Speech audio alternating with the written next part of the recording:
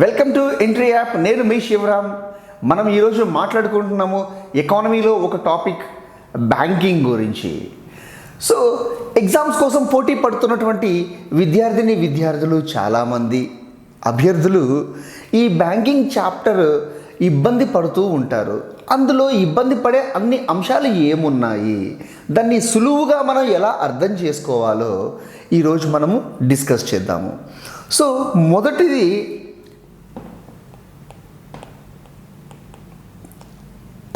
ఈ బ్యాంక్ అనే కాన్సెప్ట్ ముందు ఎలా ఉండేదండి?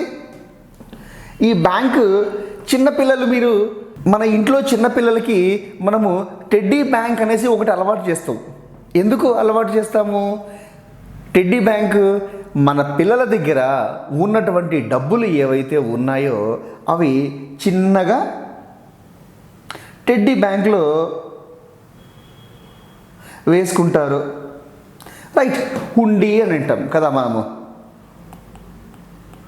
సో ఈ హుండీలో మనం డబ్బులు డిపాజిట్ చేసుకుంటాము. తర్వాత మనకి ఎప్పుడు అవసరమైతే అప్పుడు ఇందులో ఉన్నటువంటి డబ్బులు మనము ఇది నిండిన తర్వాత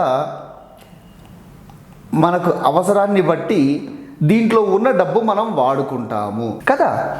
సో మనకు పూర్వకాలంలో మన దగ్గర ఉన్న డబ్బులు ఏవైతే ఉన్నాయో ఆ డబ్బుల్ని మనము కొంచెం దాచిపెట్టుకొని ఇంట్లో ఎక్కడో ఒక చోట ఎత్తి పెట్టుకోవటము, ఓకే. లేదంటే ఆ ఊర్లో ఉన్నటువంటి రైతు ఎవరైతే ఉన్నారో, ఆ ఊర్లో ఉన్నటువంటి జమీందార్ ఎవరైతే ఉన్నారో, అదర్వైజ్ ఆ ఊర్లో ఉన్నటువంటి రాజులు ఎవరైతే ఉన్నారో వాళ్ళ దగ్గర నిధిని దాచిపెట్టేవాళ్ళు, అంటే డబ్బుని దాచిపెట్టేవాళ్ళు. ఆ రూపంలో ఇప్పుడు మనం కరెన్సీ ఏదైతే వాడుతున్నామో ఈ కరెన్సీ ఉండేది కాదు కదా, నాణేలు ఉండేవి. సో ఆ సమయంలో నాణేలని ఆ రకంగా భద్రపరిచేవాళ్ళు. దాన్ని తర్వాత అవసరాన్ని బట్టి వాళ్ళు వాడుకుంటూ ఉండేవాళ్ళు కదా. సో ఈ ప్రకారంగా మనం అందరము బ్యాంక్ వ్యవస్థ అప్పటి నుంచే మనం అలవాటు చేసుకున్నాము. అయితే సబ్జెక్ట్ పాయింట్ ఆఫ్ వ్యూ వస్తే మనం ఈ బ్యాంక్ సిస్టమ్ని 3 రకాలుగా విభజన చేయొచ్చు. ఒకటి ప్రీ ఇండిపెండెన్స్. మనకు 1947లో ఇండిపెండెన్స్ వచ్చింది. 1947 కంటే ముందు చరిత్ర ఎలా ఉంది, ఓకే. ఒకటి ప్రీ ఇండిపెండెన్స్.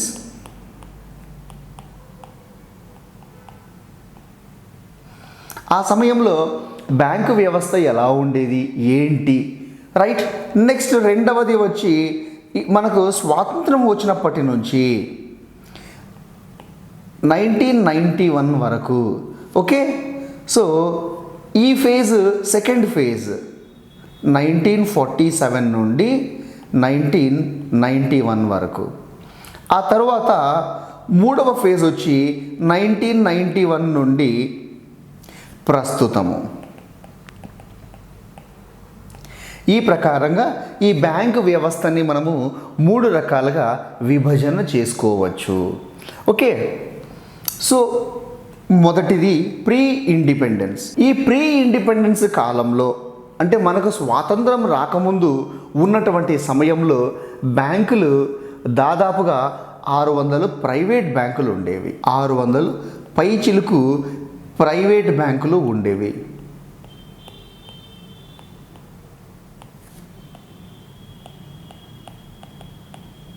ఓకే, 600 పైచిలుకు ప్రైవేట్ బ్యాంకులు ఉండేవి. అయితే ఈ ప్రైవేట్ బ్యాంకులు, ఈ వ్యవస్థ అంతా ఎలా ఉండేది? డబ్బులు, ఉదాహరణకి మనము ఒక సామాన్యమైన రైతులు అనుకుందాము, ఓకే. మనము ప్రస్తుతము వెళ్దాము, ప్రీ ఇండిపెండెన్స్ కాలానికి వెళ్దాము.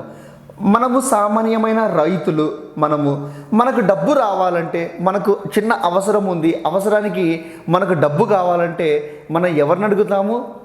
అక్కడ ఉన్నటువంటి జమీందార్ని అడుగుతాము, ఓకే. లేదంటే అక్కడ ఉన్నటువంటి రాజును అడుగుతాము, అయ్యా మాకు కొంత డబ్బు కావాలి, ఎంత? కొంత డబ్బు కావాలి, అవసరాన్ని బట్టి అనేసి మనం డబ్బులు అడుగుతాము. ఆయన ఏమంటాడు? నువ్వు నాకు ఏ రకంగా చెల్లిస్తావు అని అడుగుతాడు. సో మన దగ్గర పొలం ఉంటుంది కాబట్టి మనం ఏమంటాము? అయ్యా నా పొలం ఉంది కదా, నా పొలం నీ దగ్గర పెట్టుకో అంటాము. సో మనం ఎన్ని సినిమాలలో చూడలేదు ఇలాంటి స్టోరీలు. రైతు ఆ జమీందార్ ఏమో ఆ పొలం పేపర్లు తీసుకొని ఇతనికి కావలసినంత డబ్బు ఇస్తాడు, ఆ తర్వాత వడ్డీ వేస్తాడు, ఆ వడ్డీకి వడ్డీ వేస్తాడు, ఆ వడ్డీకి వడ్డీ వేసి ఆ పొలం పేపర్లన్నీ తీసుకుంటాడు, పొలం మొత్తం అంతా ఆక్రమించేస్తాడు. ఆ తర్వాత అరే నీవు ఇంకా వడ్డీ చెల్లించట్లేదురా, సో నీ వడ్డీ ఇంకా సరిపోలేదు కాబట్టి నువ్వు నా ఇంట్లో గుమస్తాగా పనిచేయి, నా ఇంట్లో పాలేరుగా పనిచేయి, లేదా నా ఇంట్లో పనివాడిగా పనిచేయి అంటారు. పనివాడిగా పని చేయమంటారు. రైట్, అయిపోయింది.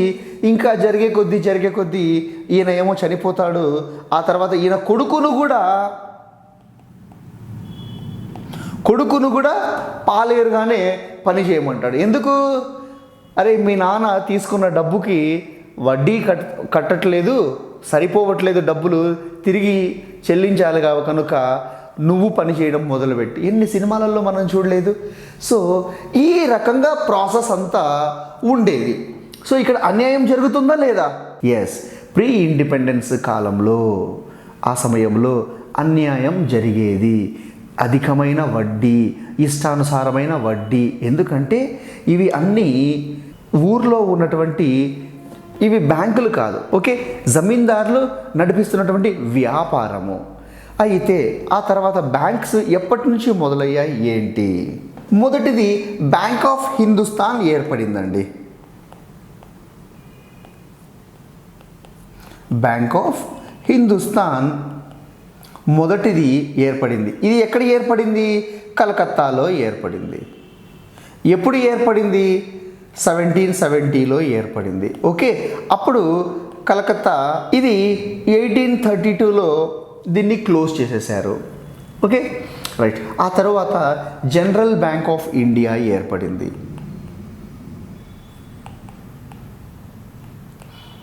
General bank of India, okay, ఇది 1786లో ఏర్పడింది. 1791లో దీన్ని క్లోజ్ చేసేసారు. ఆ తర్వాత అవధ్ కమర్షియల్ బ్యాంక్,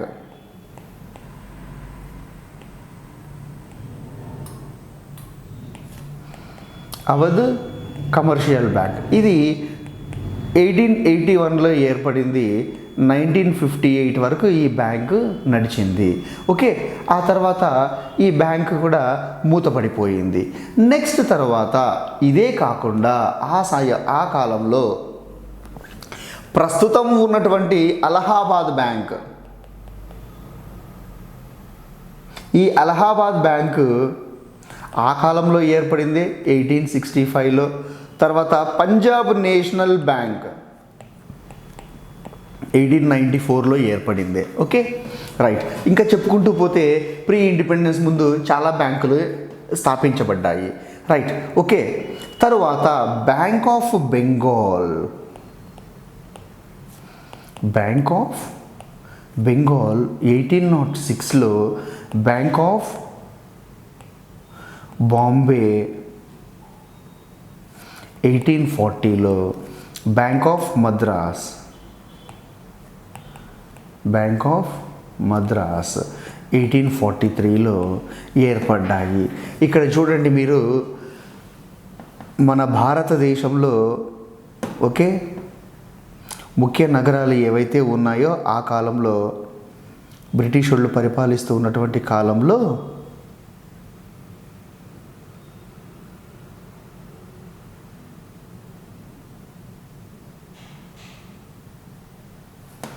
ఇక్కడేమో మనకు కలకత్తా ఉంది, ఈ ప్రాంతంలో ఒక బ్యాంకు, నెక్స్ట్ తర్వాత బాంబేలో ఇక్కడ ఒక బ్యాంకు, తర్వాత మద్రాసులో ఇక్కడ ఒక బ్యాంకు. సో ఈ 3 మహానగరాలు ఏవైతే ఉన్నాయో వీటిలలో బ్యాంకులు ఏర్పాటు చేశారు. రైట్, తర్వాత ఈ బ్యాంకులు ఏమయ్యాయి ఏంటి అనేసి మనము స్టేట్ బ్యాంక్ ఆఫ్ ఇండియా గురించి చదివే సమయంలో దీని గురించి నేను మీకు క్లియర్గా ఎక్స్ప్లెయిన్ చేస్తాను. ఓకే, ఇవే కాకుండా ఆర్బీఐ కూడా ఆ కాలంలోనే ఏర్పడింది. ప్రీ ఇండిపెండెన్స్ కాలంలోనే ఏర్పడింది 1935లో. Okay, right. ఈ ఆర్బీఐ ఏర్పడటానికి మెయిన్ రీజన్ ఏంటంటే ఆ కాలంలో హిల్టర్ యంగ్ కమిషన్ ద్వారా.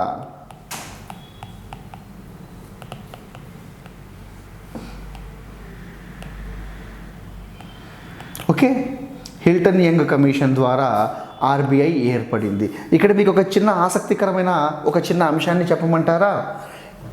రైట్. సో మయన్మార్ కూడా ఈ ఆర్బీఐ కిందనే ఆ కాలంలో ఉండేది. సో అక్కడ ఉన్నటువంటి బ్యాంకింగ్ వ్యవస్థను కూడా మన ఆర్బీఐయే కంట్రోల్ చేసేది. ఓకే, ఆ తర్వాత ఈ మయన్మార్ విత్డ్రా అయిపోయింది అనుకోండి. ఓకే, అదొక వేరే విషయము. రైట్. సో ఈ ప్రకారంగా ప్రీ ఇండిపెండెన్స్ కాలంలో బ్యాంకింగ్ వ్యవస్థ ఆ రకంగా ఉండేది. సరే, ఒకసారిగా మనకు 1947లో ఇండిపెండెన్స్ వచ్చింది.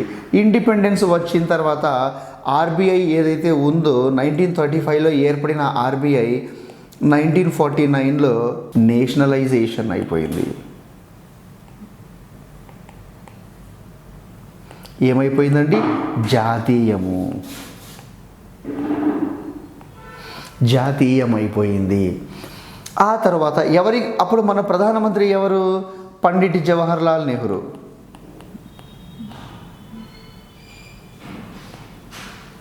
Okay, right. నెక్స్ట్ తర్వాత జవహర్లాల్ నెహ్రూ తర్వాత కాలంలో మనకు ఇందిరాగాంధీ ప్రధానమంత్రి అయింది. ఇందిరాగాంధీ ప్రధానమంత్రి అయిన తర్వాత ఆమె కొంచెం స్టేబుల్ అవ్వడానికి కొంచెం సమయం చూసుకున్న తర్వాత 1969లో బ్యాంకింగ్ వ్యవస్థ గురించి, ఓకే, దీని మీద ఒక అద్భుతమైన నిర్ణయం తీసుకున్నది. ఉన్నటువంటి బ్యాంకులలో దాదాపుగా 14 బ్యాంకులు జాతీయం చేసింది, అంటే నేషనలైజేషన్ చేసింది. ఓకే, అద్భుతమైన స్టెప్ ఇందిరాగాంధీ. ఎందుకంటే నేను మీకు చెప్తాను, ఈ నేషనలైజేషన్ చేయటం వల్ల లాభాలు ఏమున్నాయనంటే, ఇక్కడ ఇవి గవర్నమెంట్ బ్యాంకులు అయిపోతున్నాయి కదా. సో గవర్నమెంట్ బ్యాంకులు అయిపోయిన తర్వాత వడ్డీ ఇష్టానుసారంగా వేసుకోవచ్చా? లేదు. రూల్ ప్రకారంగా వడ్డీ ఎంత చెబుతుందో అంతే వేయాలి. ఆర్బీఐ ఎంతైతే అనౌన్స్ చేస్తుందో మీరు ఇంతకంటే ఎక్కువ పెంచుకోకూడదు, ఇంతే ఉండాలి, లిమిటేషన్స్లలో ఖచ్చితంగా కంట్రోల్ చేస్తూ ఉంటుంది. ఈ రకంగా చేయటం వల్ల ఎవరికి బెనిఫిట్? సామాన్య ప్రజలకి బెనిఫిట్. ఓకే, కామన్ పీపుల్కి, చిన్న చిన్న రైతులకి ఏదైనా అవసరం గురించి వాళ్ళు బ్యాంకుకి వెళ్తే ఈ బ్యాంకులో వాళ్ళు లోన్ తీసుకోవచ్చు.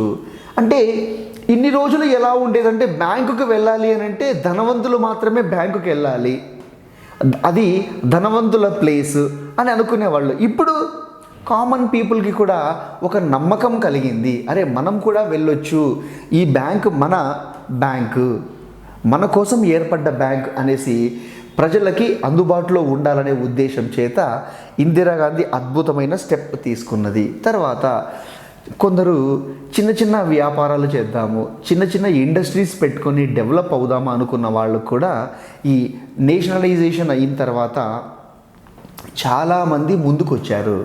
Okay, right. తర్వాత 1969 తర్వాత 1980 ఇందిరాగాంధీ ప్రధానమంత్రిగా, అప్పటికి కూడా ఇందిరాగాంధీ ప్రధానమంత్రిగా ఉన్నది.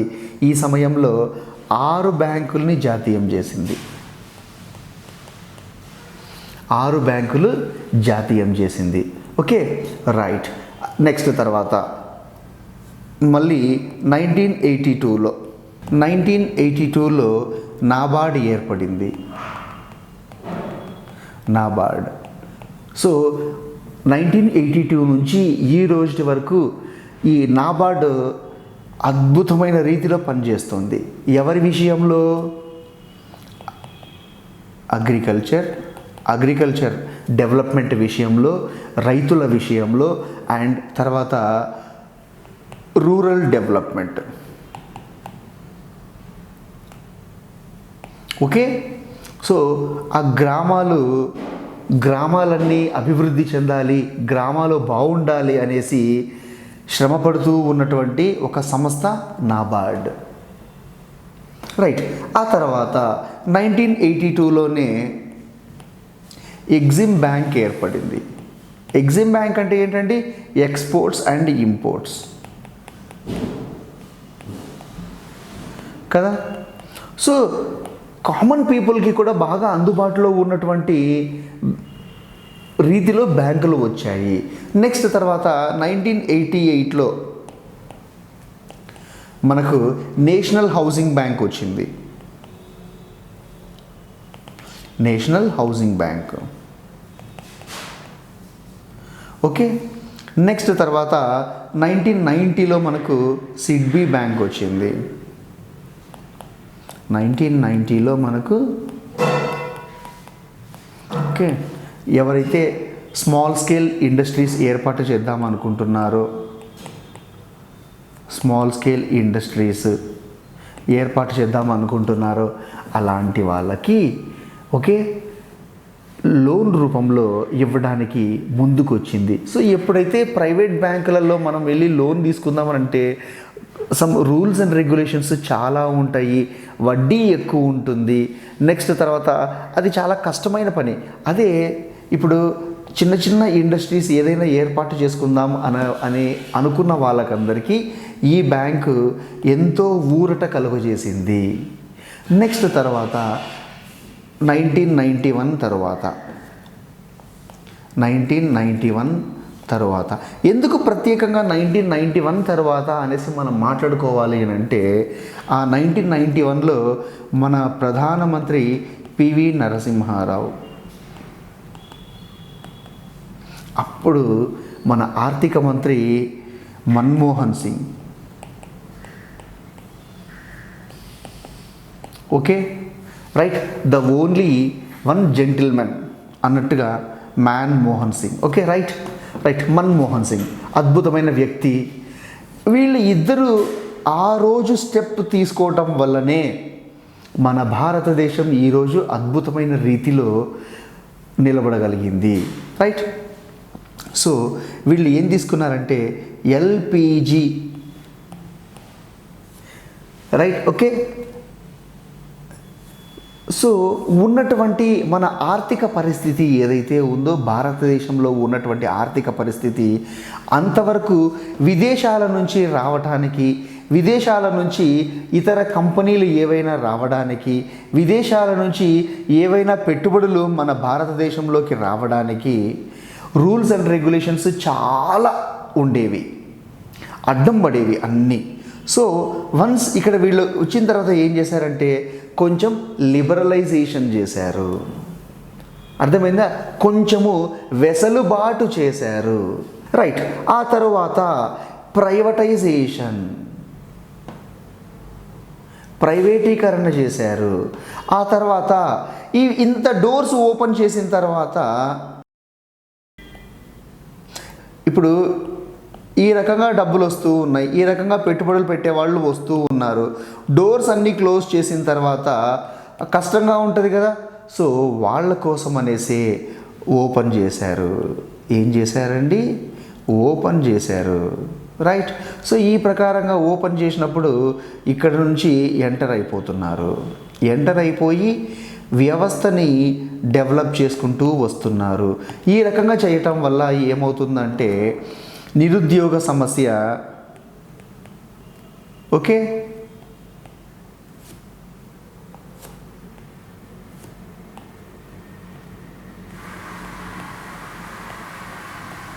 నిరుద్యోగ సమస్య తీరిపోతుంది. నెక్స్ట్ తర్వాత ఇన్ఫ్రాస్ట్రక్చర్ డెవలప్ అవుతుంది. ఇన్ఫ్రాస్ట్రక్చర్, రోడ్లు బాగుపడతాయి. రైట్. వీధి లైట్లు వస్తాయి. అంతే కదా.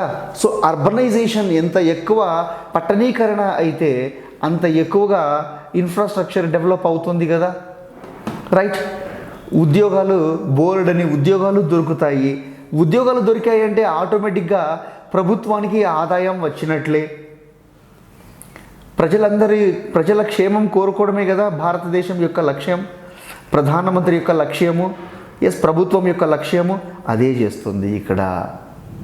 ఈ ప్రకారంగా బయట ఉన్నటువంటి విదేశాలలో ఉన్నటువంటి అనేక సంస్థలు మన భారతదేశంలోకి ఎంటర్ అవ్వచ్చు. రైట్. ఈ ప్రకారంగా ఎంటర్ అయినటువంటి వాటిలలో మనం గమనిస్తూనే ఉంటాము. ఐసిఐసిఐ ఒకటి బ్యాంక్ వచ్చింది, యాక్సిస్ బ్యాంకు ఒకటి వచ్చింది, హెచ్డిఎఫ్సి బ్యాంకు వచ్చింది. అర్థమవుతుందా?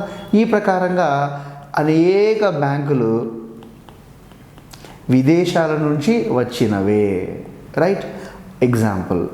నెక్స్ట్ తర్వాత ఈ ప్రకారంగా చేసిన తర్వాత నరసింహన్ కమిటీ ఒక ఏర్పాటు చేశాడు. 1998లో మనకు నరసింహన్ ఏం చేశారంటే ఇంకా ఎక్కువ ప్రైవేట్ బ్యాంకులు రావాలి అనే ఉద్దేశం చేత 2001లో కోటక్ మహీంద్రా బ్యాంకును తీసుకొచ్చారు.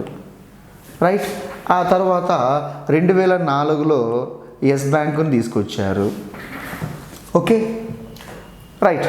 ఆ తర్వాత ఆర్బీఐ వచ్చి 2013-14 ఆ కాలంలో ఓకే ఐడిఎఫ్సి బ్యాంక్ వచ్చి ఐడిఎఫ్సి బ్యాంకును తెచ్చారు. ఆ తర్వాత బంధన్ బ్యాంకును తీసుకొచ్చారు. రైట్. ఈ ప్రకారంగా సో ఇండిపెండెన్స్ కంటే ముందు, స్వాతంత్రం రాకముందు, స్వాతంత్రం వచ్చిన తర్వాత, నెక్స్ట్ 1991 తర్వాత ప్రస్తుతం ఉన్నటువంటి పరిస్థితులు చూస్తే ఇంతకుముందు అంత ఎలా ఉండేదండి? మనము డబ్బులు డ్రా చేయాలన్నా, డబ్బులు డిపాజిట్ చేయాలన్నా కానీ మనము ఇంత పెద్ద లైన్ ఉండేది బ్యాంకులో. ఆ తర్వాత మెల్లమెల్లగా మార్పులు ఎలా వచ్చాయి?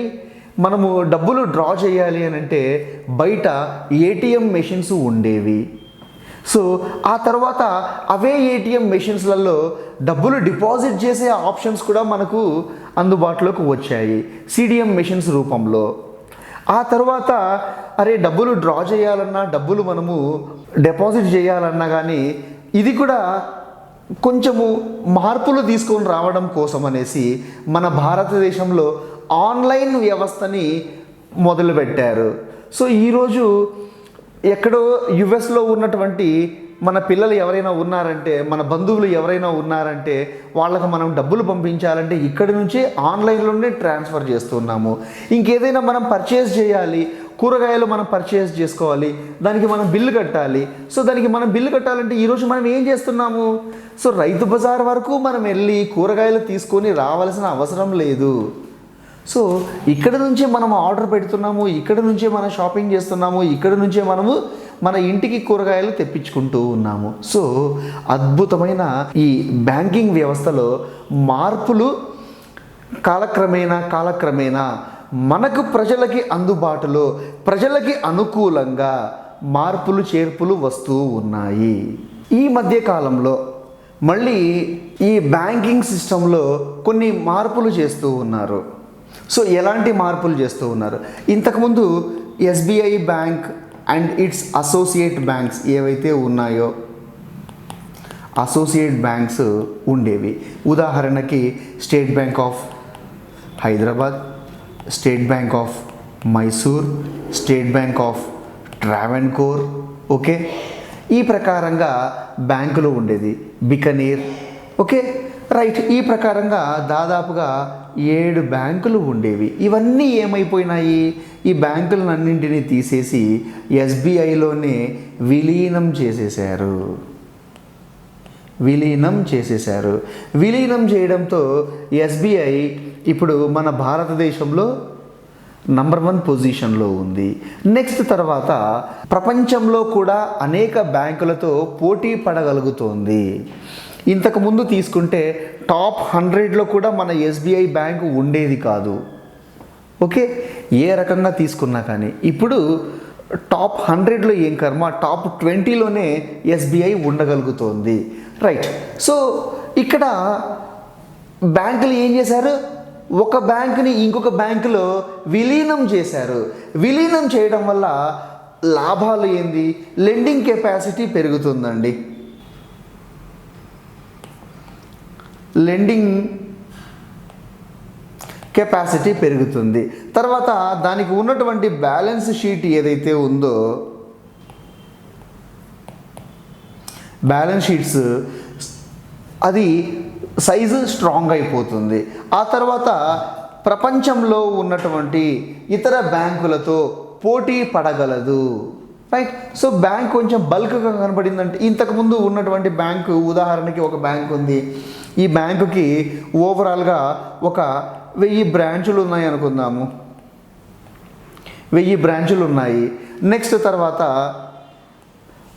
రైట్, ఇప్పుడు ఈ బ్యాంకులోకి ఇంకొక 4 బ్యాంకులు వచ్చి విలీనమైనాయి అనుకోండి, అప్పుడు ఎన్ని అవుతాయి? అప్పుడు 5000 బ్రాంచులు అవుతాయి. ఒక్కొక్క బ్యాంకుకి ఒకవేళ 1000 చొప్పున ఉంటే ఇప్పుడు 5000 బ్రాంచులు అవుతాయి. చూడండి ఈ ప్రకారంగా బ్యాంకు ఎంత రోబస్ట్గా ఉంటుందో కదా. సో ప్రపంచంలో మనము పోటీ పడాలి కాబట్టి, ఇతర దేశాలతో పోటీ పడాలి కాబట్టి, ఇతర దేశాలలో ఉన్నటువంటి బ్యాంకింగ్ వ్యవస్థతో మనం పోటీ పడాలి కాబట్టి, ప్రపంచంలో మనము ముందుకు వెళ్ళాలి కాబట్టి, రైట్, ఈ ప్రకారంగా ఉండటం వలన విదేశీ పెట్టుబడులు, విదేశాల నుంచి డిపాజిట్స్ ఎక్కువగా వస్తాయి. మొదటిది. ఓకే.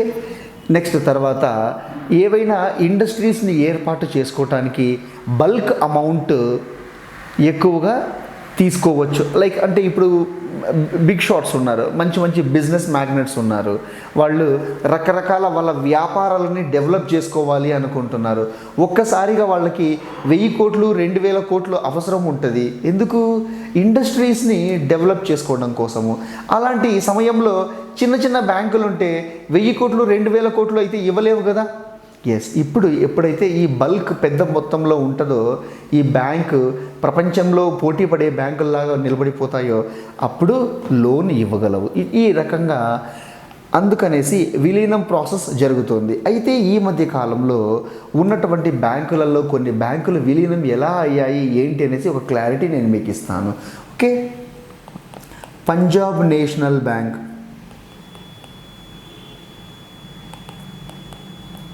పంజాబ్ నేషనల్ బ్యాంకులోకి ఈ మధ్య ఓరియంటల్ బ్యాంక్ ఆఫ్ కామర్స్ విలీనమైంది.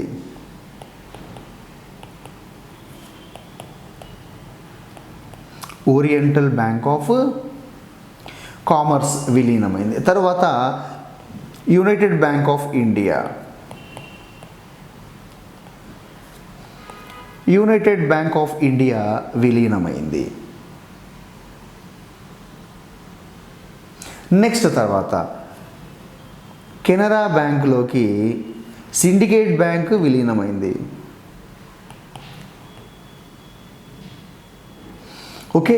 ఆ తర్వాత మనకు Union bank of India,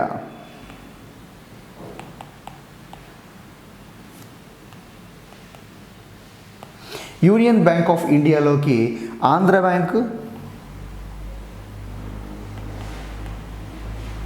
and Corporation bank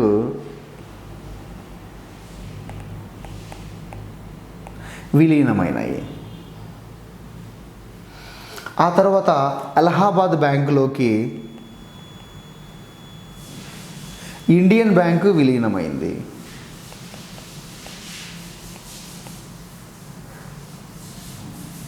so ఎందుకు ఈ విలీనం ఎందుకయింది? ఇప్పుడు ప్రపంచంలో ఇతర బ్యాంకులతో పోటీ పడాలి. నెక్స్ట్ తర్వాత ఇందాక మనం చెప్పుకున్నాం కదా, బ్యాంకులు ఇప్పుడు సైజు పెద్దవైపోయినాయి. రైట్. అయితే నెక్స్ట్ తర్వాత కొన్ని బ్యాంకులు మాత్రము మేము విలీనానికి సిద్ధంగా లేము అనేసి దాదాపుగా ఒక 5 బ్యాంకులు పక్కకు తప్పుకున్నాయి. ఓకే. రైట్. ఇప్పుడు ప్రస్తుతానికి ఎన్ని బ్యాంకులు ఉన్నాయి? ప్రస్తుతానికైతే మనకు మొదట ఇక్కడ మనము బ్యాంకుల లిస్టు ఒకటి ప్రిపేర్ చేశాము. ఇవి 1969లో జాతీయమైనటువంటి బ్యాంకులు లిస్ట్ చూడండి. Central bank of India, bank of India, Punjab national bank, bank of Baroda, united commercial bank, Canara bank, united bank of India, Dena bank, syndicate bank, union bank of India. Okay. Allahabad bank, bank of Maharashtra, Indian overseas bank, Indian bank. ఈ ప్రకారంగా 14 బ్యాంకులు ఆ సమయంలో జాతీయమయ్యాయి. 1980లో మన ఇందిరాగాంధీ రెండవసారి April 15వ తారీఖున మిగతా 6 బ్యాంకుల్ని జాతీయం చేసేది. అందులో Andhra bank, Punjab and Sindh bank, new bank of India, Vijaya bank, corporation bank, oriental Bank of commerce. ఈ ప్రకారంగా 1980లో విలీనం చేసింది. ప్రస్తుతానికి మనం కానీ గమనించినట్లయితే దాదాపుగా 27 బ్యాంకులు ఉన్నాయి. ఇంతకుముందు state bank and it's associate banks అవి ఒక 7-8 బ్యాంకులు. ఓకే, నెక్స్ట్ తర్వాత 14 బ్యాంకులు 1969లో జాతీయమయ్యాయి. ఆ తర్వాత చూసుకుంటే 6 బ్యాంకులు 1980లో జాతీయమయ్యాయి. సో ఇప్పుడు ఓవరాల్గా అన్నీ మర్జ్ అయిన తర్వాత ఫైనల్గా మనకు మిగిలింది 12 బ్యాంకులు. ఇవి bank of India, bank of Baroda, bank of Maharashtra, Canara bank, central bank of India, Indian bank, Indian overseas bank, Punjab and Sindh bank, Punjab National bank, SBI, state Bank of India, UCO bank, union bank of India. దాదాపుగా 12 బ్యాంకులు మాత్రమే ఇప్పుడు మిగిలాయి. So ఉన్నటువంటి బ్యాంకులలో ఈ state Bank of ఇండియాలోకి ఈ బ్యాంకులు విలీనమయ్యాయి. State Bank of Bikaner and Jaipur, State Bank of Hyderabad, State Bank of India, State Bank of Mysore, State Bank of Patiala, State Bank of Saurashtra, State Bank of Travancore. ఇప్పుడు ఇవన్నీ మనకి ఏవీ లేవు కదండి. ఈ బ్యాంకులన్నీ ఎస్బీఐలోకి విలీనమయ్యాయి. సో 7 బ్యాంకులను తీసేసి ఒక బ్యాంకుగానే పెట్టేసుకున్నారు. సో దీంట్లో విలీనం అయిపోయినాయి. ఈ బ్యాంకింగ్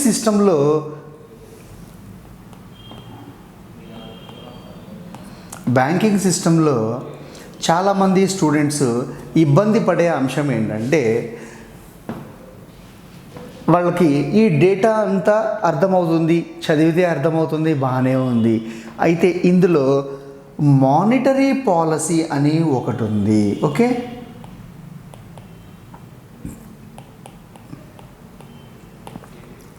ఆర్బీఐ ఏదైతే ఉందో దాన్ని సెంట్రల్ బ్యాంక్ అని పిలుస్తారు. ఈ సెంట్రల్ బ్యాంక్ ఆర్బీఐ ఇతర బ్యాంకులు ఏవైతే ఉన్నాయో ప్రైవేట్ బ్యాంక్స్ కావచ్చు, ఓకే, పబ్లిక్ బ్యాంక్స్ కావచ్చు, ఈ బ్యాంకులకి కొన్ని రూల్స్ అండ్ రెగ్యులేషన్స్ పెడుతుంది. దేనికి? ఇక్కడ చూడండి, మానిటరీ రిలేటెడ్ విత్ మనీ కదా. సో అక్కడ ఏం చేస్తుందంటే డబ్బులు సప్లై చేయాలన్నా, ఓకే, మనీ సప్లై చేయాలన్నా, ఒకవేళ డబ్బులను తీసేయాలన్నా, నెక్స్ట్ ఇంట్రెస్ట్ రేటు పెంచాలన్నా, ఇంట్రెస్ట్ రేటు తగ్గించాలన్నా కొన్ని పాలసీలని ఏర్పాటు చేసింది. సో ఇదంతా ఎవరి చేతుల్లో ఉంటుంది? ఆర్బీఐ చేతుల్లో ఉంటుంది. ఇప్పుడు ఉదాహరణకి ఇన్ఫ్లేషన్ పెంచాలి లేదా ఇన్ఫ్లేషన్ తగ్గించాలి, ఎవరి చేతుల్లో ఉంటుంది? ఆర్బీఐ చేతుల్లో ఉంటుంది. ఓకే, సో ఈ ప్రకారంగా ఆరోగ్యకరమైన ఇన్ఫ్లేషన్ కావాలి, మన భారత ఆర్థిక వ్యవస్థ బాగుండాలి అని అంటే ఆరోగ్యకరమైన ఇన్ఫ్లేషన్ కావాలి అని అంటే సెంట్రల్ బ్యాంక్. అయ్యో రేట్లు విపరీతంగా పెరిగిపోతున్నాయి, ఆ రేట్లను తగ్గించాలి, అయ్యో ఇంత రేట్లు కష్టమైపోతుంది, ఆర్థిక పరిస్థితి ఇబ్బంది పడిపోతుంది అని అనుకున్న సమయంలో ఆ రేట్లు తగ్గించాలంటే, ఇన్ఫ్లేషన్ తగ్గించాలంటే ఎవరి చేతుల్లో ఉంది? ఆర్బీఐ చేతుల్లో ఉంది. దేని ద్వారా? మానిటరీ పాలసీ ద్వారా. ఓకే, ఇందులో ఏమేమి ఉన్నాయి అనేది ఒకసారి మనము పరిశీలిద్దాము. మొదటిది రిజర్వ్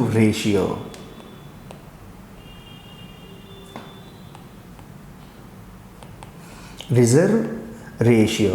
సో ఇందులో మనం చదువుకునే అంశాలు ఒకటి CRR, SLR. Okay, cash reserve ratio. ఏంటి cash reserve ratio? Statutory liquidity ratio.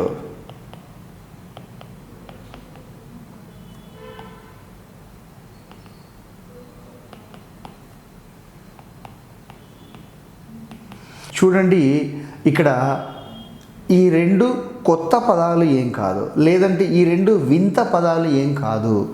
ఇక్కడ ఏం చెప్తున్నారంటే, ఏదైనా ఒక బ్యాంకు స్థాపించినప్పుడు, ఉదాహరణకి సమ్ XYZ ఒక బ్యాంకుని స్థాపించాము.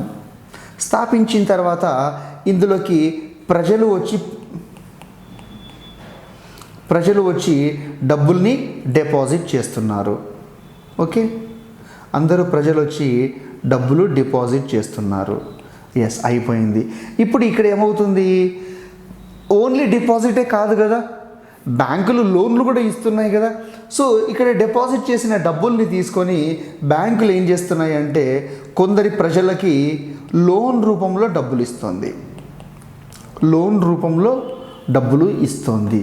ఓకే, ఈ లోన్ రూపంలో వీళ్ళకేమో కొంత వడ్డీ ఎక్కువ వేసి ఇస్తుంది. ఉదాహరణకి వీళ్ళకి అనుకుందాము 10% అనుకుందాము, వీళ్ళకి 10% వడ్డీతో ఇస్తుంది. ఇక్కడ ఎవరైతే డబ్బులు డిపాజిట్ చేశారో వీళ్ళకి 8% వడ్డీ ఇస్తున్నారు అనుకుందాము వీళ్ళకి. సో ఇక్కడ ఏదైతే గ్యాప్ ఉందో, ఈ 2% గ్యాప్ ఉందో, ఈ 2% గ్యాపే ఈ బ్యాంక్ XYZ అనే బ్యాంకు నడుస్తుంది. Okay, right. ఈ ప్రకారంగా ప్రజలు ఇచ్చిన డబ్బులతో అది ఇంకొకరికి లోన్ రూపంలో ఇచ్చి దాని ద్వారా వడ్డీని తీసుకొని ఆ వడ్డీలతోనే బ్యాంకులు నడుస్తున్నాయి. అంటే ప్రజల డబ్బుతోనే బ్యాంకులు నడుస్తున్నాయి. ఇక్కడ ఒకవేళ పొరపాటున బ్యాంకు ఈ డబ్బులు తీసుకున్న వాళ్ళు ఎవరు కట్టలేదనుకో, బ్యాంకు దివాలా ఎత్తిందనుకో,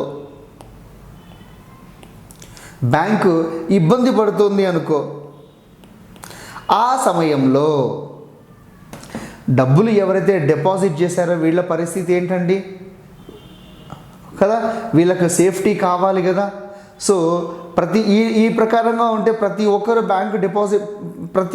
బ్యాంకుల్ని ఏర్పాటు చేసుకుంటారు. ఏర్పాటు చేసుకున్నాక వాళ్ళ బంధువులకు అందరికీ డబ్బులు ఇచ్చుకుంటారు. డబ్బులు ఇచ్చుకొని బ్యాంకు చివరికి దివాలా ఎత్తింది అని చెప్తారు. ఇదే కదా ఇంతకుముందు జరుగుతున్నటువంటి వ్యవస్థ అంతా. నేషనలైజేషన్ అయిన తర్వాత, జాతీయం అయిన తర్వాత ఇలాంటి పప్పులు ఏమీ ఉడకకుండా ఉండేవి. ఎస్, అందుకనేసి ఏం చెప్తుందంటే మన సెంట్రల్ బ్యాంక్ RBI, బాబు నీ దగ్గరికి వచ్చినటువంటి డబ్బులు, నీ దగ్గరికి ప్రజలు డిపాజిట్ రూపంలో డబ్బులు వేస్తూ ఉంటారు కదా, డిపాజిట్ చేస్తూ ఉంటారు కదా, ఆ వచ్చినటువంటి డబ్బులలో కొంత డబ్బును నువ్వు తీసుకొని పోయి ఎవరికి చెల్లించాలి, ఎవరి దగ్గర నువ్వు ఎత్తిపెట్టాలి, దాచిపెట్టాలి. ఇక్కడ నీ దగ్గరికి వచ్చినటువంటి కొంత క్యాష్ డబ్బును తీసుకొని పోయి నువ్వు రిజర్వ్ బ్యాంక్ ఆఫ్ ఇండియాలో దాచిపెట్టాలి. రిజర్వ్ RBI దగ్గర నువ్వు కొంత డబ్బుని తీసుకొని పోయి ఎత్తిపెట్టు అని చెప్తున్నారు. అర్థమవుతుందా? రైట్. ఇది కాలక్రమేణా మార్పు వస్తూ ఉంటుంది. డబ్బులు ఒక సమయంలో 6%, ఒక సమయంలో 8% తగ్గించుకుంటూ దాదాపుగా ఇప్పుడు 4% వరకు వచ్చింది అనుకుంటా.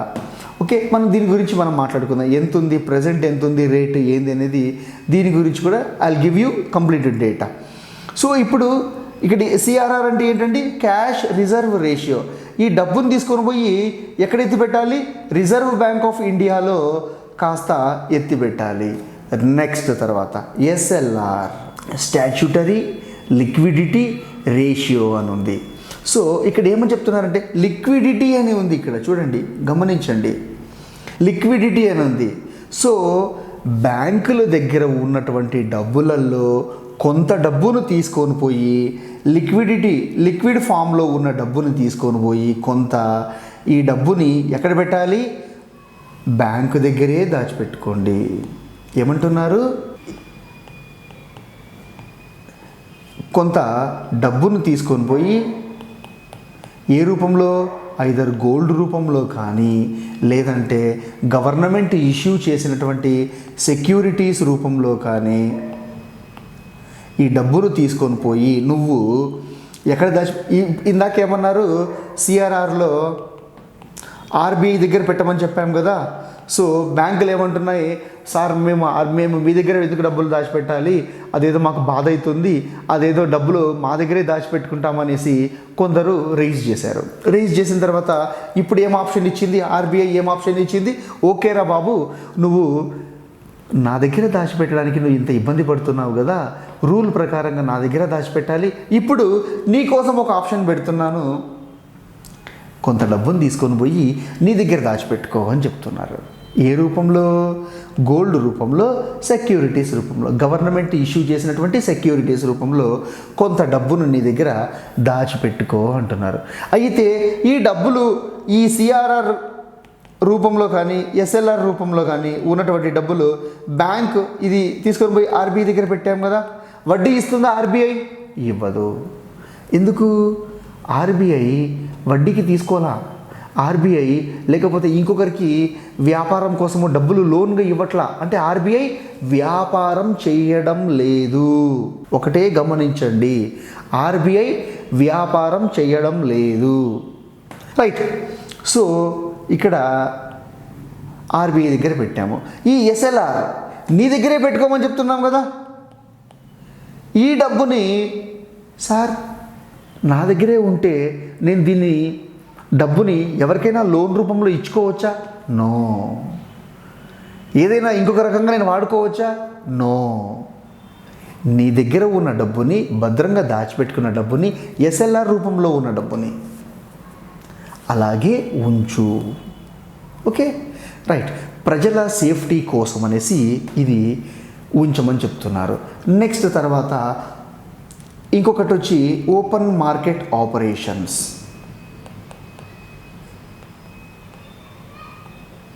ఓపెన్ మార్కెట్ ఆపరేషన్స్ ఇక్కడ పేరులోనే ఉందండి, ఓపెన్ మార్కెట్ అనేసి. అర్థమవుతుందా? సో ప్రజల దగ్గర డబ్బులు, ప్రజలు ఉన్నారు ఇక్కడ, ఈ ప్రజల దగ్గర డబ్బులు ఎక్కువ ఉన్నాయి అనుకోండి, ప్రజల దగ్గర డబ్బులు ఎక్కువగా ఉన్నాయి. సో వీళ్ళు ఇష్టానుసారంగా అన్ని వస్తువులు కొంటూ ఉన్నారు. సో వీళ్ళు ఏం చేస్తున్నారు, డబ్బులు ఎక్కువ ఉండడం వలన వీళ్ళ వలన ఇన్ఫ్లేషన్ పెరిగిపోతూ ఉంది. వీళ్ళ వలన ఇన్ఫ్లేషన్ పెరిగిపోతూ ఉంది. పెరిగిపోతూ ఉన్నప్పుడు ఆర్బీఐ ఏం చేస్తుంది, ఇలా కాదు, వీళ్ళ దగ్గర, ప్రజల దగ్గర ఇంతింత డబ్బులు ఉన్నాయి కదా, ఆ డబ్బుల్ని మనము లాక్కోవాలి అంటే ఎలా లాక్కుంటుంది? ఇక్కడ ఏం చేస్తుందంటే గవర్నమెంట్ సెక్యూరిటీస్ ఏవైతే ఉన్నాయో ఈ సెక్యూరిటీస్ని, బాబు నేను అమ్ముతున్నాను, నా దగ్గర ఉన్న సెక్యూరిటీస్ ఏవైతే ఉన్నాయో అవి ఓపెన్ మార్కెట్లో నేను అమ్మేస్తున్నాను అని చెప్తుంది.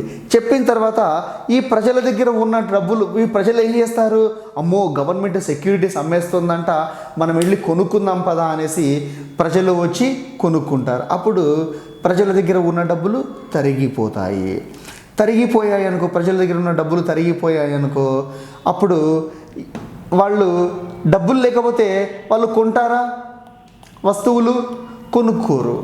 కొనుక్కోకపోతే ఏమవుతుంది, ఆటోమేటిక్గా రేట్లు తగ్గిపోతాయి, ఆటోమేటిక్గా ఇన్ఫ్లేషన్ తగ్గిపోతుంది. సో ఆర్బీఐ ఏం చేస్తుంది, ఇన్ఫ్లేషన్ని తగ్గించడం కోసం అనేసి ఓపెన్ మార్కెట్ ఆపరేషన్స్లలో ఓకే సెక్యూరిటీస్ని, ప్రభుత్వ సెక్యూరిటీస్ని అమ్మకంకి మొదలుపెట్టింది. దీన్ని రివర్స్, ఇప్పుడు రివర్స్. ఇన్ఫ్లేషన్ ఒకవేళ పెరగాలి అనుకున్నదనుకో, ఇన్ఫ్లేషన్ బాగా తగ్గింది, ఇన్ఫ్లేషన్ తగ్గే ఉంది, ఇన్ఫ్లేషన్ పెంచాలి, కొంత 10 రూపాయలకి అమ్మే వస్తువు కొంత 12 రూపాయలకి అమ్మితే తప్పేముంది, అనేసి ఎప్పుడు కొంటారు? 10 రూపాయల వస్తువు 12 రూపాయలకి ఎప్పుడు కొంటారు? వాడి దగ్గర డబ్బులు పుష్కలంగా ఉన్నప్పుడు. 1000 రూపాయల వస్తువు 1200కి ఎప్పుడు కొనుక్కుంటాడు? వాడి దగ్గర డబ్బులు ఉన్నప్పుడే కొనుక్కుంటాడు. అర్థమవుతుంది. అమ్మో 200 ఎందుకు ఎక్స్ట్రా పెట్టాలి అని అనుకుంటాడు. అదే ఇప్పుడు వాడి జోబులో 200 ఎక్స్ట్రా ఉందనుకో, వాడు ఏం చేస్తాడు? కొంటాడు. అందుకనేసి ఆర్బీఐ ఏం చేస్తుందంటే ఇక్కడ మళ్ళీ ఈ ఓపెన్ మార్కెట్లోనే మళ్ళీ ఈ సెక్యూరిటీస్నే ఏం చేస్తుంది? ప్రజల దగ్గర ఉన్నటువంటి సెక్యూరిటీస్ ఏవైతే ఉన్నాయో ఈ ప్రజల దగ్గర ఉన్నటువంటి సెక్యూరిటీస్ వీటిని మేము కొంటాము అంటుంది కదా. వీళ్ళు ప్రజలు ఎంత మేధావులు! వీళ్ళు సెక్యూరిటీస్ని కొనుక్కొని వాళ్ళు భద్రంగా దాచిపెట్టుకొని ఉంటారు. ఇప్పుడు ఇది కానీ ఆర్బీఐ కొన్నదనుకో, కొన్నప్పుడు ఏం చేస్తుంది? ప్రజలకి ఆర్బీఐ డబ్బులు చెల్లిస్తుంది. అప్పుడు ప్రజల జోబులో ఏముంటాయి? డబ్బులు ఉంటాయి. డబ్బులు ఉన్నప్పుడు ప్రజలు ఏం చేస్తారు? దారిలో పోతా మ్యాంగోస్ కొంటారు, ఇంకా దారిలో పోతా స్వీట్స్ కొంటారు, దారిలో పోతా జ్యూసులు తీసుకుంటారు. అవసరమైతే కిలో చికెన్ కొనాల్సిన చోట 2 కిలోలు చికెన్ తీసుకొని పోతారు. చూడండి కదా, ఎందుకు? ప్రజల దగ్గర డబ్బులు ఉన్నాయి కాబట్టి, జోబులో డబ్బులు ఉన్నాయి కాబట్టి. దీనివల్ల ఏమవుతుంది? ఇన్ఫ్లేషన్ పెరిగిపోతుంది. అంటే ఇన్ఫ్లేషన్ పెంచాలన్నా తగ్గించాలన్నా ఎవరి చేతుల్లో ఉంది? ఆర్బీఐ చేతుల్లో ఉంది. ఈ ఇన్ఫ్లేషన్ పెంచడానికి తగ్గించడానికి వాళ్ళు వాడుతున్నటువంటి పరికరం పేరేంటి? Open market operations. నెక్స్ట్ తర్వాత ఇదే కాకుండా కొన్ని పాలసీ రేట్లని కంట్రోల్ చేయడం ఏంటి, ఎలా కంట్రోల్ చేస్తుంది అనే దాని గురించి మనం మాట్లాడుకుందాము. సో ఇక్కడ పాలసీ రేట్ల విషయానికి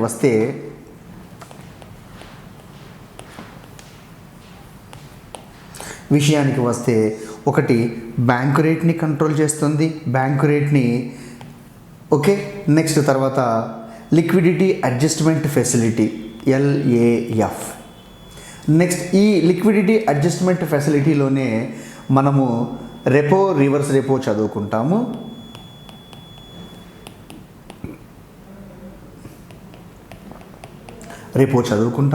ఆ తర్వాత marginal standing facility.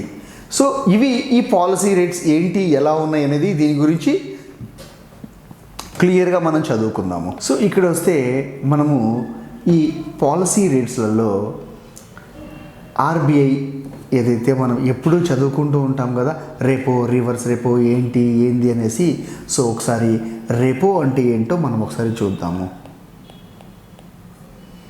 Repo rate అని దేన్ని అంటారు? సో రెపో రేట్ విషయానికి వస్తే ఇక్కడ మీరు గమనించండి, బ్యాంకులలో ఇది బ్యాంకుకి డిపాజిట్స్ వస్తాయి కదా, అలాగే లోన్ తీసుకునే వాళ్ళు కూడా వస్తారు కదా. సో ఇక్కడ ఏమవుతుంది? ఉదాహరణకి ఈ బ్యాంకు దగ్గర లోన్ కోసము వచ్చారు, డబ్బులు సరైన రీతిలో సరిగ్గా అంటే కావలసినన్ని డబ్బులు లేవు. ఈ డబ్బులు లేనప్పుడు బ్యాంకు ఎవరిని సంప్రదిస్తుంది? ఆర్బీఐ దగ్గరికి వెళ్తుంది. ఆర్బీఐ దగ్గరికి వెళ్ళి, అయ్యా నా దగ్గరికి డబ్బు తీసుకోవడం కోసము, లోన్ రూపంలో డబ్బులు తీసుకోవడం కోసం అనేసి నమ్మకమైన వ్యక్తులు కొందరు వచ్చారు, వీళ్ళకి నేను లోన్ రూపంలో డబ్బులు ఇవ్వాలి, కానీ నా దగ్గర చూస్తే అంత లేవు, నేనేం చెయ్యాలి అంటాడు. అన్నప్పుడు ఈ ఆర్బీఐ ఏం చేస్తుందంటే, ఆర్బీఐ సరే అయితే ఒక పని చేయి, నీ దగ్గర ఉన్నటువంటి కొన్ని సెక్యూరిటీ పేపర్స్ ఏవైతే ఉన్నాయో ఆ సెక్యూరిటీ పేపర్స్ నా దగ్గర పెట్టు, నేను నీకు ఎంత కావాలంటే అంత డబ్బుని ఇస్తాను, అయితే కొంత వడ్డీ వేసి ఇస్తాను, ఆ వడ్డీ నువ్వు నాకు చెల్లించాలి అని చెప్తుంది. సో రెపో రేట్ అర్థమైంది కదండి మీకు. ఏమర్థమైంది రెపో రేటు? బ్యాంకులలో మనకు డిపాజిట్ చేసేవాళ్ళు ఎలా అయితే ఉంటారో లోన్ తీసుకునే వాళ్ళు కూడా ఉంటారు. సో లోన్ తీసుకునే వాళ్ళు ఉన్నప్పుడు లోన్ ఇవ్వడానికి సరిపడే డబ్బులు మన దగ్గర లేకపోతే, బ్యాంకు దగ్గర లేకపోతే, ఈ బ్యాంక్ ఏం చేస్తుంది? ఆర్బీఐని సంప్రదిస్తుంది. ఆర్బీఐ ఏం చేస్తుంది? నీ దగ్గర ఏవైనా సెక్యూరిటీ రూపంలో ఉన్నటువంటివి కొన్ని పేపర్స్ తీసుకొచ్చి నాకు ఇస్తే నేను నీకు డబ్బులు ఇస్తాను, ఆ డబ్బు తీసుకొని పోయి నువ్వు నీ కస్టమర్స్కి లోన్ రూపంలో చెల్లించుకోవచ్చు అని చెప్తుంది. రైట్. నెక్స్ట్ తర్వాత రివర్స్ రెపో అన్నారు. Same reverse. ఇప్పుడు రివర్స్ రెపో అన్నారు. ఈ రివర్స్ రెపో ఏంటి? ఇక్కడ కూడా మళ్ళీ బ్యాంక్. ఓకే, ఇక్కడ డబ్బులు డిపాజిట్ చేసేవాళ్ళు డిపాజిట్ చేస్తూ ఉన్నారు, డబ్బులు డిపాజిట్ చేసేవాళ్ళు డిపాజిట్ చేస్తూ ఉన్నారు, డబ్బులు లోన్ రూపంలో తీసుకునే వాళ్ళు లోన్ రూపంలో తీసుకుంటూ ఉన్నారు. ఇప్పుడు డిపాజిట్స్ ఎక్కువైపోయినాయి, లోన్లు తక్కువైపోయినాయి. చూడండి, డిపాజిట్స్ ఎక్కువైపోయినాయి, డిపాజిట్స్, లోన్ తీసుకునే వాళ్ళు తక్కువైపోయినారు. ఇప్పుడు ఆర్బీఐ దగ్గర డబ్బులు చాలా ఇప్పుడు బ్యాంక్ దగ్గర డబ్బులు చాలా ఉన్నాయి కదా, చాలా ఉన్నాయి. సో ఇప్పుడు ఏమంటుందంటే ఈ బ్యాంకు ఎవరిని సంప్రదిస్తుంది? ఇక్కడ కూడా ఆర్బీఐని సంప్రదిస్తుంది. ఆర్బీఐని సంప్రదించి, అయ్యా నా దగ్గర డబ్బులు చాలా ఉన్నాయి, ఈ డబ్బుల్ని నేనేం చేయాలి? ఇంత డబ్బులు నేను పెట్టుకోలేను కదా, గనుక ఈ డబ్బులు నేను నీ దగ్గర దాచిపెడతాను, ఏమనుకోకుండా కొంచెం డబ్బులు నీ దగ్గర పెట్టుకో అని చెప్తుంది కదా. సో ఇక్కడ ఉన్నటువంటి కొంత లిక్విడ్ని ఆర్బీఐ దగ్గర దాచిపెడుతుంది. అయితే ఆర్బీఐ అంటుంది, అమ్మో నువ్వు నా దగ్గర డబ్బులు దాచిపెడుతున్నావు అని అంటే, ఇంతకుముందు రెపోలో వడ్డీ ఎంతైతే ఇచ్చేదాన్నో ఇప్పుడు అంత వడ్డీ ఇవ్వనమ్మా నేను నీకు ఎంత ఇచ్చేదాన్నో అంత వడ్డీ ఇప్పుడు నా నుంచి ఆశిస్తావేమో, అంత ఇవ్వను, నేను తగ్గిస్తా అంటుంది. ఓకే, సో ఆర్బీఐ దగ్గర ఆ డబ్బుని సెక్యూరిటీస్ రూపంలో దాచిపెడతారు. దాచిపెట్టినందుకు గాను ఆర్బీఐ బ్యాంకుకి వడ్డీ రూపంలో కొంత అమౌంట్ ఇస్తుంది. దాన్నే రివర్స్ రెపో అంటారు. ఓకే, ఈ రెండు, ఈ లిక్విడిటీ అడ్జస్ట్మెంట్ ఫెసిలిటీ అని ఇందాక మనం చదువుకున్నాం కదా, లిక్విడిటీ అడ్జస్ట్మెంట్ ఫెసిలిటీ, ఇందులో భాగంగా రెపో, రివర్స్ రెపో.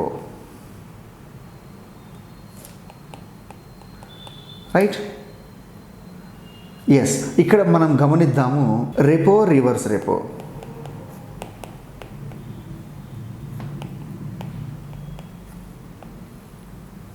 ఇవి ఏ ప్రకారంగా పనిచేస్తాయి? ఇవి దేనికి పనిచేస్తాయి? ఏ ప్రకారంగా అంటే, ఉదాహరణకి ఇప్పుడు ఇన్ఫ్లేషన్ మీద ఇవి కూడా పనిచేస్తాయి.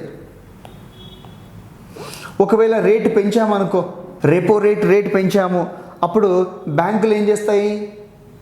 వడ్డీ వద్దురా బాబు, మాకు డబ్బులు వద్దు అంటాయి. రెపో రేట్ పెరిగినప్పుడు అప్పుడు బ్యాంకు నుండి ఆర్బీఐ, బ్యాంకు నుంచి ప్రజలు కదా, ప్రజలు ఏం చేస్తున్నారు? ప్రజల దగ్గర డబ్బులు, ఇప్పుడు ఆర్బీఐ ఏం చేస్తుంది? రెపో రేటు పెంచింది. రెపో రేటు పెంచినప్పుడు బ్యాంకులు ఏం చేస్తాయి? ఆర్బీఐని సంప్రదించాల్సింది పోయి ఆపేస్తుంది, సంప్రదించదు. వద్దురా బాబు, నాకు డబ్బులు వద్దు అంటది. డబ్బులు ఆర్బీఐ బ్యాంకు తీసుకోకపోతే అప్పుడు బ్యాంకు ప్రజలకి వడ్డీకి ఇవ్వలేదు కదా, వడ్డీకి డబ్బులు ఇవ్వలేదు అంటే లోన్ రూపంలో డబ్బులు ఇవ్వదు. లోన్ రూపంలో డబ్బులు ఇవ్వనప్పుడు ప్రజల దగ్గర డబ్బులు ఉంటాయా? ఉండవు. ఇప్పుడు చెప్పండి, ఇన్ఫ్లేషన్ పెరగాలి అన్నా, ఇన్ఫ్లేషన్ తగ్గాలి అన్నా, ఈ రెపో, రివర్స్ రెపో కూడా పరికరాల్లాగా వాడబడతాయి. Okay, right. ఇన్ఫ్లేషన్ పెంచాలన్నా, ఇన్ఫ్లేషన్ తగ్గించాలన్నా. ఇప్పుడు రివర్స్ రెపో ఏ ప్రకారంగా పనిచేస్తుందో ఒకసారి మనము చూద్దాము. దేని మీద? ఇన్ఫ్లేషన్ మీద.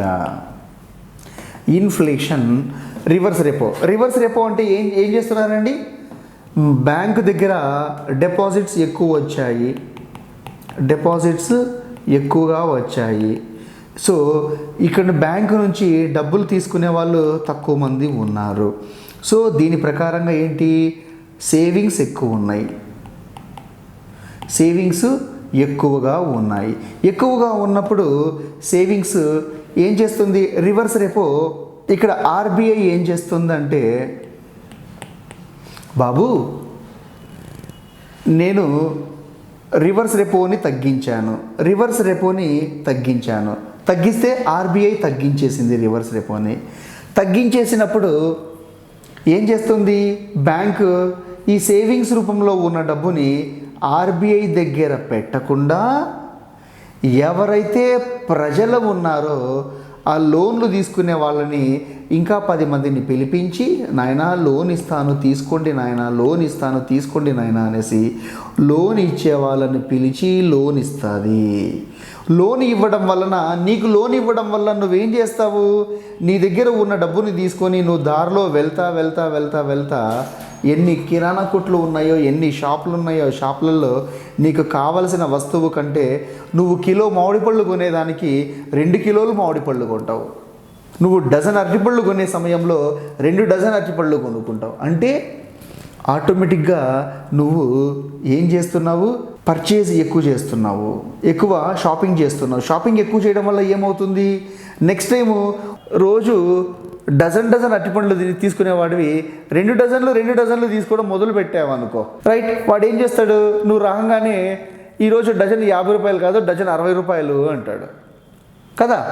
సో కిలో మామిడి పళ్ళు 40 రూపాయలు అయితే ఈరోజు నిన్ను చూసి కిలో మామిడి పళ్ళు 50 అంటాడు. సో ఆటోమేటిక్గా రేట్లు పెంచడానికి కారణం ఎవరయ్యారు? ఆర్బీఐ. ఎందుకు? ఆర్బీఐ రివర్స్ రెపో రేటు తగ్గించింది కనుక అప్పుడు బ్యాంక్ ఏం చేసింది? బ్యాంకు ఆర్బీఐ దగ్గర డబ్బులు పెట్టకుండా, బాబు నీకు ఒక దండం బాబు, అంత వడ్డీ నాకు కష్టమవుతుంది అనేసి బ్యాంక్ ఏం చేసింది? కస్టమర్స్నే చూసుకొని కస్టమర్స్కే డబ్బులు ఇచ్చింది. ఈ ప్రకారంగా రివర్స్ రెపో కూడా పరికరాల్లాగా వాడబడతాయి. దేనికి? ఇన్ఫ్లేషన్ తగ్గించాలన్నా, ఇన్ఫ్లేషన్ పెంచాలన్నా. Next bank rate.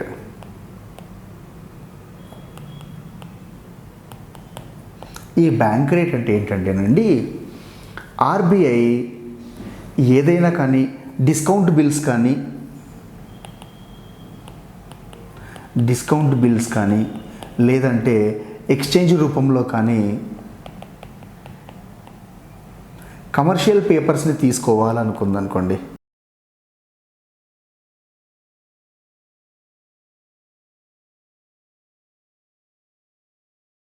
RBI ముందుకొస్తుంది. So ఈ మార్జినల్ స్టాండింగ్ ఫెసిలిటీ ఏదైతే ఉందో, ఎంఎస్ఎఫ్ అని చెప్పుకున్నాం కదా, ఆ రేటు ఎంతైతే ఉందో అదే రేటే ఈడ కూడా వర్తిస్తుంది. ఉదాహరణకి ప్రస్తుతానికి 4.65% అన్నమాట. సో ఇంత పర్సంటేజ్ కిందనే ఎంఎస్ఎఫ్ ఇంత ఉంది. సో బ్యాంక్ రేట్ కూడా అంతే ఉంటుంది, 4.65. ఇది ఎప్పుడు రేట్ ఒకేలాగా ఉంటుంది, మారదు. సో ఏవైనా డిస్కౌంట్ బిల్స్ ఉన్నా కానీ, ఎక్స్చేంజ్ ఏమైనా చేసుకోవాలనుకున్నా కానీ, సో కమర్షియల్ పేపర్స్ ఏవైతే ఉన్నాయో వాటిని ఆర్బీఐ ఈ రేట్లో తీసుకుంటుంది. నెక్స్ట్ తర్వాత మనకు MSF, marginal standing facility. Okay,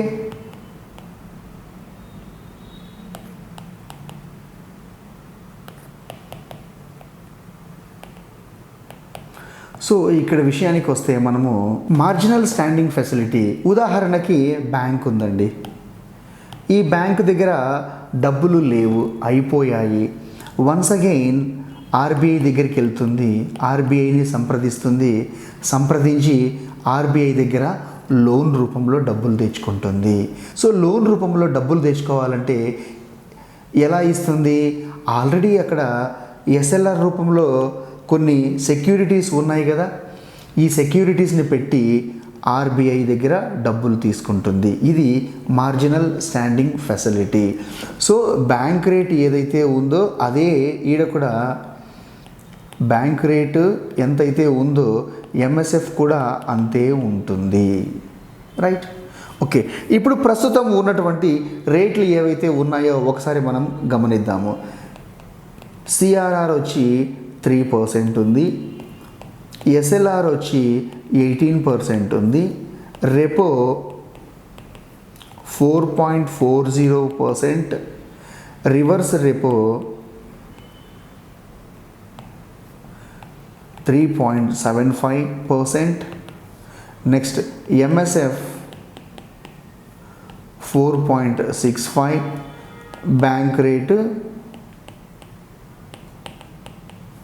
4.65. ఇవి ప్రస్తుతం ఉన్నటువంటి ఆర్బీఐ ఇచ్చినటువంటి రేట్లు. సో డియర్ స్టూడెంట్స్, నేను మీకు చెప్పేది ఒకటే, కాన్సెప్ట్ని అర్థం చేసుకోండి.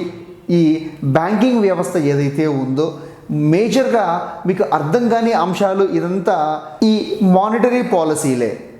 మ్యాక్సిమం రెండవసారి మూడవసారి అర్థం చేసుకోవడానికి ట్రై చేయండి, వీడియోని రిపీటెడ్గా వినండి. మనకు నెక్స్ట్ సమయం దొరికినప్పుడు ఇంకా అద్భుతమైన ఎగ్జాంపుల్స్తో నేను మీ ముందుకు వస్తాను.